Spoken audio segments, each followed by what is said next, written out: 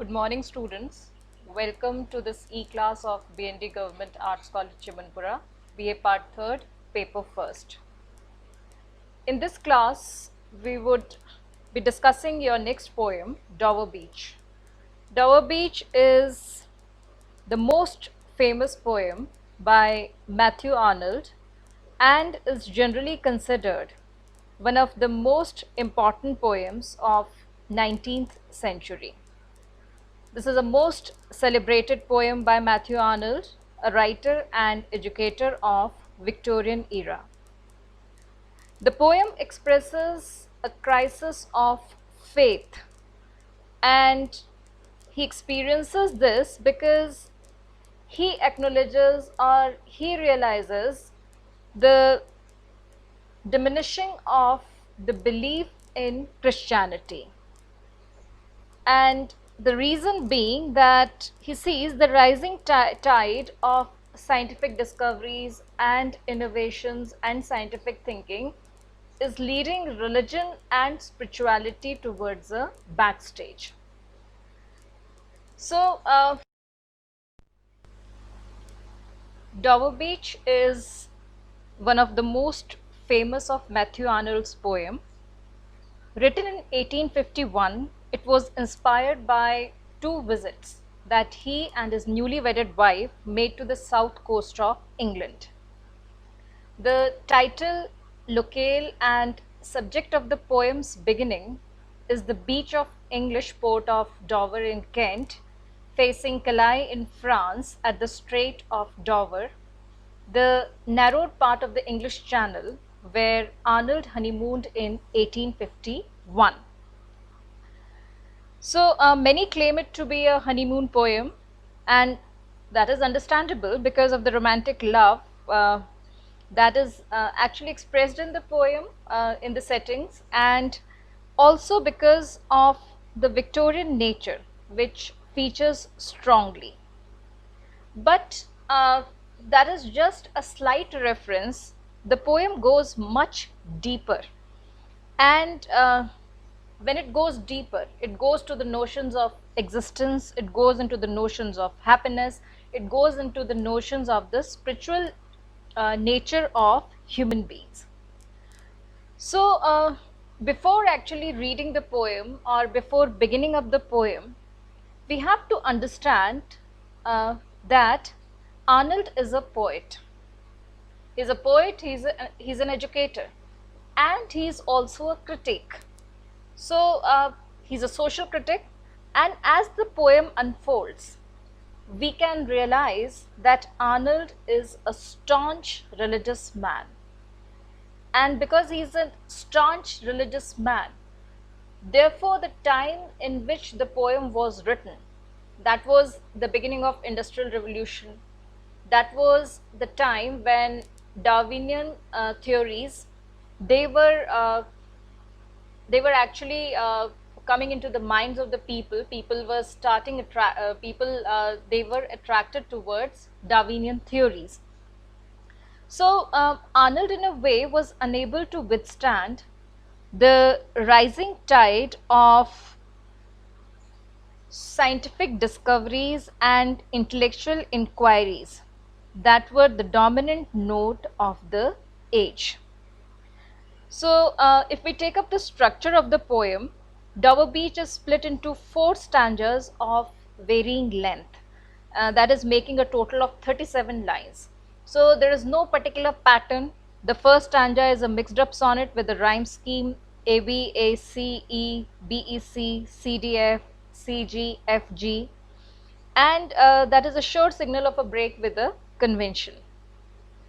The second stanza is of 6 lines and has an and, as does the third stanza, and the fourth stanza of 9 lines concludes with a repeat of initial and rhymes.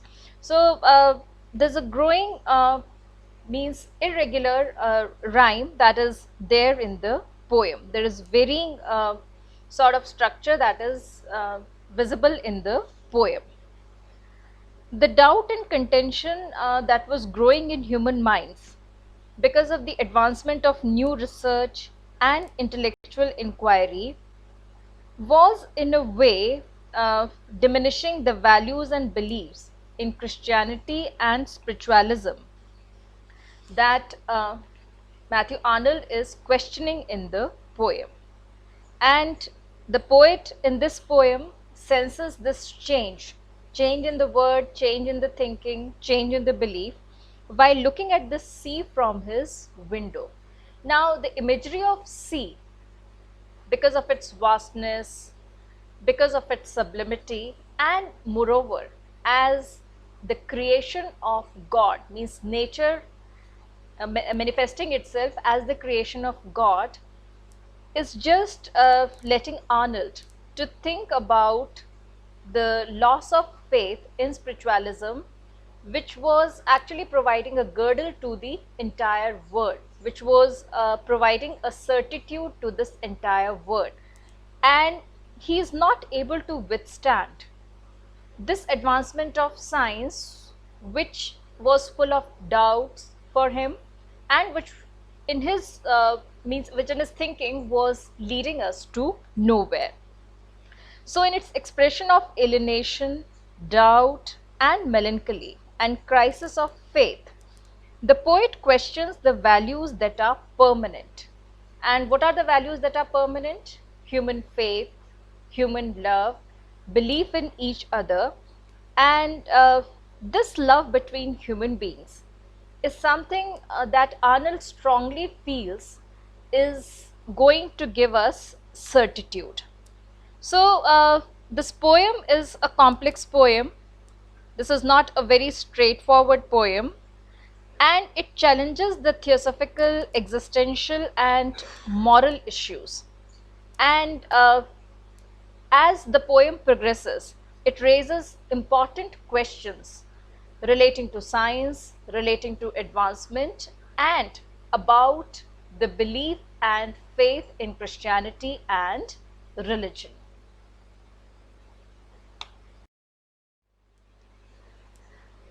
So, Dover Beach by Matthew Arnold, if we take up the structure of the poem, it is a dramatic monologue.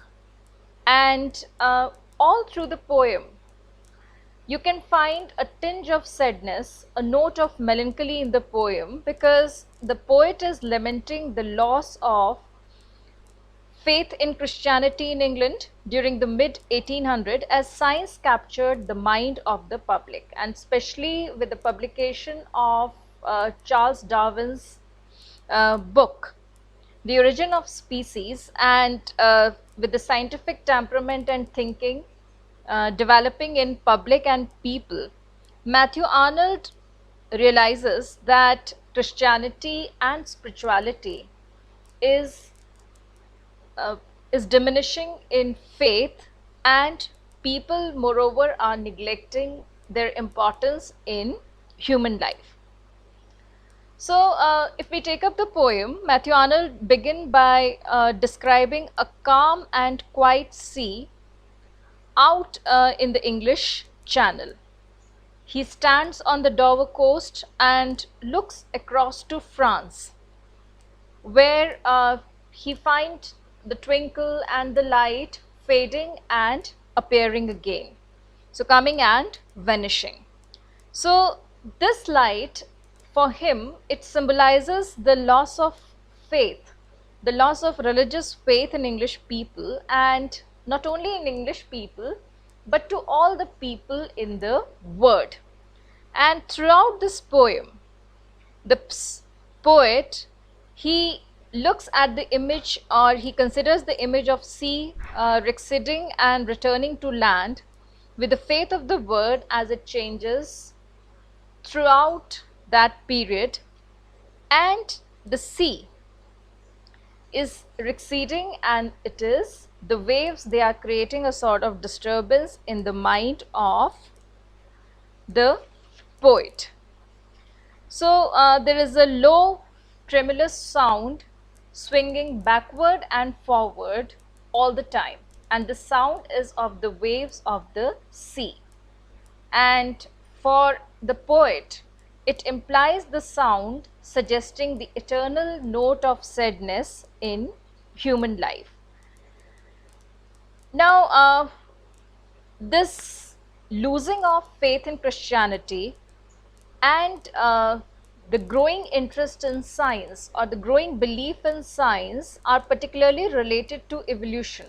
The Origin of Species by Charles Darwin, which was published in 1859, and means it actually gave a blow to many people, including Matthew Arnold, who had full faith in spirituality, in the teachings of the Bible, in Genesis, and means this is the disturbance, and this is a contradiction that is actually created in the mind of Arnold. So the poet begins the poem by giving a description of the setting in which it is taking place. So the beach which is described is Dover on the coast of England.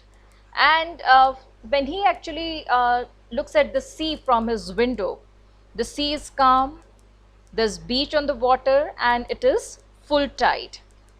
The moon, it lies fair, lovely upon the straits. So the speaker is able to see across the channel to the French side, and means he can see the water around, and the lights on the far coast, they are visibly gleaming, twinkling, and then they disappear, and the cliffs of England are standing by themselves. And he describes the cliff of England as standing vast and glimmering in the bay.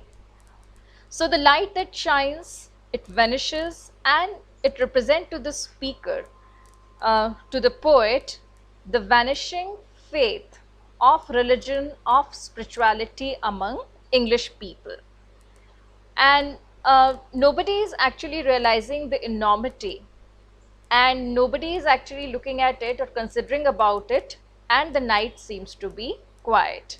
There's calm, and speaker and the poet, he refers to it as tranquil. Now there is another human presence and in this scene, and he asks the unnamed person, probably his wife, to come to the window and breathe in the night air. So the second half of the stanza, it describes the sound of the water as it rushes in the pebbles on the shore, striking the shore, the grating roar, and it happens over and over again when the sea waves, they come to the shore and they recede back again to the water. So the slow cadence of the movement, its eternal repetition, it seems sad to the narrator. And when the waves, they move back towards the water, striking the shore, it brings to the poet, it brings to the mind of the poet the eternal note of sadness in. And in the second stanza, which is short, it relates the word in which the characters are are referred to through history. The speaker says that means the same note of sadness was realized, or it was heard by Sophocles long ago on the Aegean Sea as the tides came in, and means it brought to his mind the human misery, the feelings of human misery, and the ebb and flow of human sadness, and it made him compose the great tragic plays like Oedipus, Antigone, and he is, because of these feelings, is realized to be the best known dramatic writers or tragedy writers of ancient Greece. So means in this sense, when he is relating to Sophocles, when he is relating to the Greek dramatists, he is basically trying to relate to the universal experience of sadness, the universal experience of misery. And in that relativity, he is saying that means the Greek dramatist Sophocles heard it long ago. He expressed the misery or the tragedy in his plays, or the sadness and melancholy in his plays. And similarly, in the present time, he is noticing the same sort of thought and feelings while he is looking at the sea and to the tide.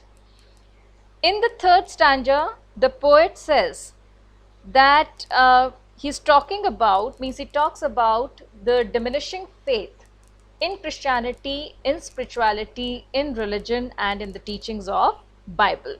So he says that means before this evolution, before Christianity took a backstage, the sea of faith, it covered all the people round and means even to the earth's shore. Means it actually provide a, a sort of a guiding light, a sort of a girdle round earth's shore.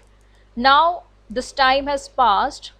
No longer the Christian faith or Christianity in God is a strong influence on human mind, and new sciences and conflicting opinions and the theory of evolution is overpowering human mind. And this comparison is not very welcoming, or this new attitude is not very welcoming to Matthew Arnold, because he says that this is something, this new thinking is not taking us anywhere, and it is retreating from the ground, it is retreating from the belief to which human beings believed for a long time. So in the beginning of the fourth stanza, it becomes clear that there is a companion, probably his wife, and who is also looking out towards water with this speaker, and she's a lover, she's a romantic partner, and they are discussing about their future. They are quite worried about their future. So the poet speaks now directly to her and to all those believers in God, in spirituality, to Christianity, and he asked them, along with his wife, means he addresses his wife, and it is a general message to all humanity that in this crisis, in this time of crisis, in this time of contradiction, what is our duty, what is our responsibility, that we should remain true to one another in this land of dreams. And why we should be true to one another? Because the word is no longer existent in a way as it was taught to us in the beginning. So because of this changing scenario, because of this changing word, the realities, they have changed. It is more like a dream than like a reality it used to be. So it is a land that appears to be full of various beautiful, joyous things. Means as it was taught to us through religion, through Christianity, through spirituality, it was a beautiful place. But now with the new thinking, with the new teaching, it is no longer there. So the poem concludes with a melancholic note, with a pessimistic outlook on the state of the planet. And he describes, means the word in the present thinking, in the present scenario, as the people who are suffering around the word, and he describes the word as a darkling plain. Confused, and where people, they are confused and they are fighting for things which they don't understand. And because of that, suffering would go on and faith would slip away, and it would be a very sad and vicious condition for mankind. So if we take up the poem, it was first published in 1867 in the collection of new poems, and its condensed 37 lines are subtly interwoven, and shifting rhyme have a memorable theme. So the crisis of faith in the mid-Victorian world is something which the poet is focusing upon. And Arnold evokes the moonlit seascape of the English Channel, tranquil and sweet, and he looks towards the cliff of England, to the Strait of Dover, and all through this seascape, all through looking at the nature, there's a pessimism that grows into his mind and his heart throughout this transitional phase, which ultimately would lead to bring the eternal note of sadness in the heart of the poet, as well as in the mind and the heart of the readers. So if we take up the poem, the Anglo-Grecian connections of Sophocles, Aegean, they are momentarily relevant, because the poet is actually relating the modern time to the ancient time and relating the miseries of the word in its universal aspect. The first stanza, it is divided into two parts. In the first part, he describes the motions of the sea in a very positive way. The words tonight, moon, night air, it all shows that the time is night. And the poet seems to create a very harmonious mood, and he uses adjectives like fair, tranquil and calm. So gleams, glimmering, the use of words like that create music as well as it creates a sort of harmony. After line 7, the harmonious mood of the beginning, it changes into a sad mood. The word sea is personified and it meets the various parts of nature when it moves, and it blends into the sad mood of the poet. And he involves the readers by telling them to come and listen. So the verb cease again begin striking the pebbles, and this never ending movement, it all brings to us the sadness, the melancholic and the pessimistic note of the mood which the poet is experiencing while writing this poem or while conceiving this poem. So, the poem illustrates the contrast between hope and reality. In Dover Beach, Arnold is talking about the question of faith, how it has left us in the world of darkness because of the growing development of science. And in the beginning of the poem, he expresses how calm everything seems, and then with the new thoughts, with the new philosophy as it is arising in the world, similarly the mood of the poet shifts into disturbances, tremulousness and the kind of disturbance that he feels in his mood because of looking at the nature and looking at the sea waves.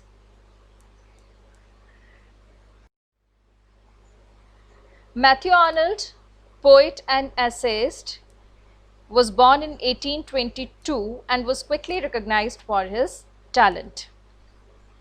Arnold worked for 35 years in a government school inspector, during which time he acquired an interest in education that influences his poetic works. He established his reputation as a poet and became professor of poetry at Oxford and wrote a number of critical works during this time.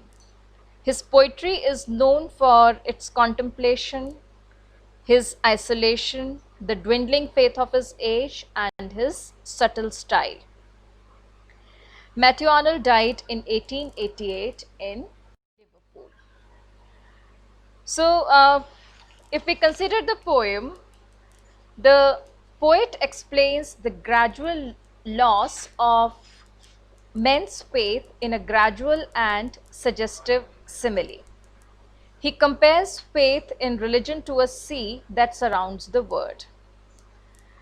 The lines from Dover Beach gives bitter expression of Arnold's loss of faith, his growing pessimism, and the word seems to be strangely unreal without anything real to cling to on grasp. So it has variety, beauty and freshness, but there's a negation. Negation that means negation of the existence of beliefs. He says that there's neither love, nor joy, nor light, nor peace. There's nothing certain, no certitude. Therefore, he compares man struggling in the world with armies struggling on a plain at night. And it is a typical poem of Matthew Arnold, and it expresses frequently the lack of faith and certitude, which was the principal factor of Victorian age. So, although the poem has shown the loss of faith, religion, and love of 19th century, it actually talks about the effects of industrialization of the 19th century England, where Victorian world was changing very rapidly with the growth of science and technology. So this poem condemns the loss of faith, religion, and the meaning of life, which Arnold believed very firmly, and which actually he believed was resulting from the industrialization and advancement in science and technology. And he believed firmly that the loss of faith in religion or loss of faith in spirituality would lead us nowhere.